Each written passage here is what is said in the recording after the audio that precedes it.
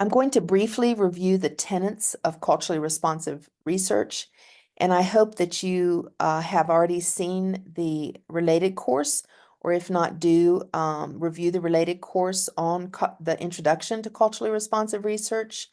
That's also in the larger set of courses that we're offering from Coursera.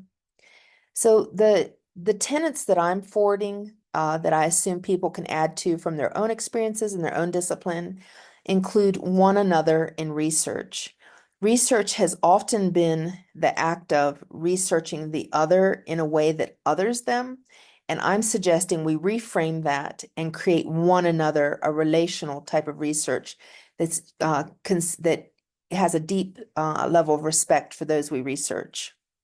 Also, a consideration of intersectionality, both our intersecting identities as researchers and the intersecting identities of those who we research. And critical whiteness. I think when I just say critical whiteness on its own, it sounds like a dog whistle. I'm a white researcher and I want to get in on criticality also. But if you dig into it deeply, there's a lot of room in critical whiteness for all researchers. And so you have researchers who are not white, who research white systemic racist issues in education, for example, and how we can work to dismantle this and have space that all can learn within. And then you also have a place where white researchers can consider their own power in a critical way and research aspects of whiteness along with other researchers.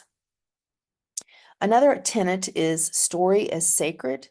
And story as sacred reminds us that in any kind of research we're working in, even if it's numerical research with humans, and if we're more removed, maybe we're doing secondary work with a data set, that when it's human research, there's a human at each point of that data, at each story, at each interview, and that we need to slow down and remember that these people and their stories are sacred within the relational act.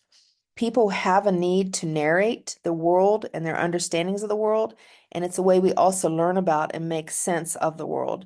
Story is sacred.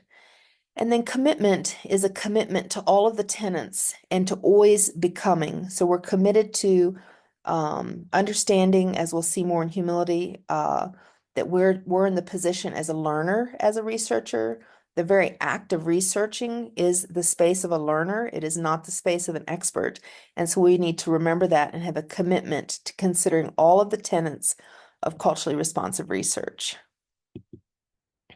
So up next, I'm going to look at the qualities of a qualitative researcher, and I'm going to specifically look at cultural humility, co-research and collaborative research, creating a comprehensive culturally responsive literature review, and methodology exemplars. I believe by the time this video comes out, Stefan Vaughn will be a doctor, Dr. Stefan Vaughn, and the idea of how do we stay renewed in research.